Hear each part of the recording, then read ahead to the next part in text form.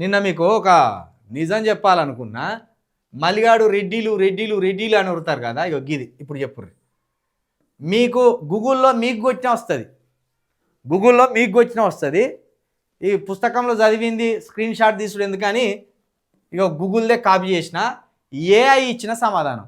మల్లిగాని పార్టీకి ఏఐఏ అధ్యక్షుడు కదా, ఏఐఏ కార్యదర్శి కదా. ఏఐని ప్రపంచంలో లేని విధంగా ఏఐని మేము ప్రవేశపెట్టినాం.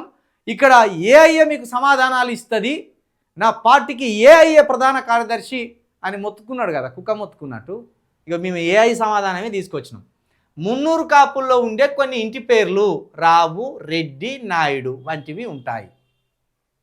వీరు తెలంగాణలో కనిపించే తెలుగు మాట్లాడే కాపు కులస్తులు, ప్రధానంగా వ్యవసాయదారులు, తెలంగాణలోని బీసీడీ గ్రూపుల్లో ఉన్నవారు.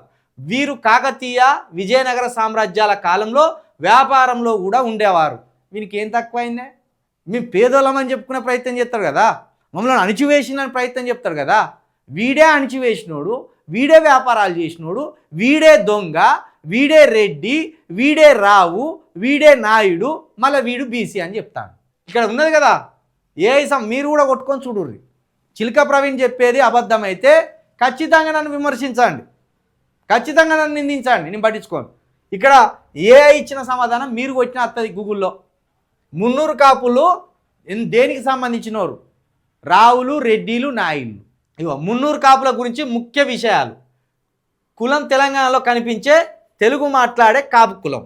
వర్గీకరణ ఆంధ్రప్రదేశ్ ప్రభుత్వం ద్వారా వెనుకబడిన తరగతులు ఓబీసీ జాబితాలో చేర్చబడ్డారు. వీళ్ళకి 10% రిజర్వేషన్లు ఉన్నాయి. కాపులకు, పటేలకు 10% రిజర్వేషన్లు కూడా వచ్చినాయి. అది బీసీల నోటు కార్డు బుక్, అది బీసీల నోటు కార్డు బుక్. అది నేను మొదటి నుండి చెప్తాను, వీడు బీసీ కాదు, వీడు బీసీ కాదు, వీడు ఓబీసీ, వీడు పటేలు, వీడే రెడ్డి, వీడే రెడ్డి అయ్యిండి మళ్ళీ రెడ్డిలను తిడుతున్నాడు వీడు అని ఎన్నోసార్లు చెప్పిన. వృత్తి సాంప్రదాయకంగా వ్యవసాయదారులు. బిరుదులు తెలంగాణలో రావు, రెడ్డి వంటి బిరుదులను కలిగి ఉంటారు. అలాగే నాయుడు అనే పేరును కూడా వాడుకలో ఉంది. చారిత్రక నేపథ్యం కాకతీయ విజయనగర సామ్రాజ్యాల కాలంలో వ్యాపారంలో కూడా ఉండేవారు. మొత్తం మన గ్రామీణ ప్రాంతాలు, ముఖ్యంగా తెలంగాణలో తెలంగాణ ప్రజలను, బీసీలను, ఎస్సీలను, ఎస్టీలను హింసించిన వాళ్ళలో పటేళ్ళు ప్రధానంగా ఉన్నారు. నిజాం రాజు కింద ఉన్న ఈ రజాకారులు అనే వాళ్ళు ఉన్నారు చూడు, ఆ రజాకారుల సైన్యాన్ని నడిపించింది గ్రామాన్న పటేళ్ళే. బీసీలను, ఎస్సీలను క్రూరంగా హింసించింది పటేళ్ళే. వాళ్ళ వారసుడే మల్లిగాడు. మల్లిగాడే నికార్సైన రజాకార్. ఇది మీరు ఇప్పటికైనా అర్థం చేసుకోవాలి. మన యాదవులు, ముదిరాజులు, గౌడ్లు, పద్మశాలీలు, కమ్మరి వాళ్ళు వాని వెనక వాళ్ళ తిరుగుతాను కదా, ఒట్టిగానే తెలిసి తెలవక. చరిత్ర చదువుకోవాలి, చరిత్ర చదివి ఎవరి వెనక మనం తిరగాలి. సరే, రెడ్డిలంతా చెడ్డోళ్ళని కాదు, వెలుమలంతా చెడ్డోళ్ళని కాదు, నాయుడులంతా చెడ్డోళ్ళని కాదు, మున్నూరు కాపులంతా చెడ్డోళ్ళని కాదు. కానీ అందులో నుండి వచ్చిన ఒక చెడ్డోడు తీన్మార్ మల్లిగాడు. అందులో నుంచి వచ్చిన ఒక చెడ్డోడు తీన్మార్ మల్లిగాడు. వీడు తీవ్రవాదుల కంటే డేంజర్, వీడు తీవ్రవాదుల కంటే డేంజర్. కాబట్టి వాడే రెడ్డి. చూడుర్రి, మున్నూరు కాపు ఇంటి పేర్లు ఉదాహరణలు రెడ్డి, రావు, నాయుడు. వీళ్ళు పెట్టుకునేటి ఇవి. వాడే రెడ్డి అయింది, మళ్ళీ ఇతరులను తిడతాండేవాడు. ఇక మీకు ఇంకోటి నిజం కూడా చెప్పిన. 68కి ముందు మున్నూరు కాపులు అగ్రకులం, జనరల్ కేటగిరీ మరియు భూస్వాములు, ఉన్నత సామాజిక హోదా కలిగిన వారు మరియు గ్రామ పెద్దలు పటేలు.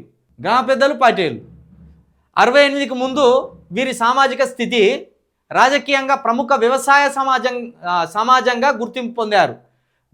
బీసీల్లోకి వీళ్ళు ఎప్పుడు వచ్చింది తెలుసా? 1970లో జీవో నెంబర్ 1793 ద్వారా బీసీడీ సీరియల్ నెంబర్ 64గా వర్గీకరించబడింది. వీళ్ళ టర్నింగ్ పాయింట్ ఏంటంటే 1968 అనంతరామన్ కమిషన్ వారి సామాజిక మరియు విద్యా వెనుకబాటుతనాన్ని గుర్తించిన తర్వాత తిరిగి వర్గీకరించబడింది. అనంతరామన్ అనే ఒక కమిషన్ వేసి ఇదే పటేళ్లలో కొందరు పేదలు ఉన్నారు, వాళ్ళ సామాజిక రాజకీయ ఆ గుర్తింపును, అంటే వాళ్ళు సామాజికంగా రాజకీయంగా వాళ్ళు వెనుకబాటుతనంలో ఉన్నారని గుర్తించి వాళ్ళను బీసీడీలో చేర్చింది. ప్రస్తుతం వారు తెలంగాణలో బీసీడీ సమూహంగా ఉన్నారు మరియు ఓబీసీల కేంద్ర జాబితాలో చేర్చబడ్డారు. ఇక్కడ బీసీల అవకాశాలను రెడ్డిలు కొల్లగొడుతున్నారని మల్లిగాడు ఏదైతే విష ప్రచారం చేస్తున్నాడో, రెడ్డిలు కొల్లగొట్టిన దానికంటే కూడా వీడు కొల్లగొచ్చిందే ఎక్కువ, పటేళ్ళు కొల్లగొచ్చిందే ఎక్కువ.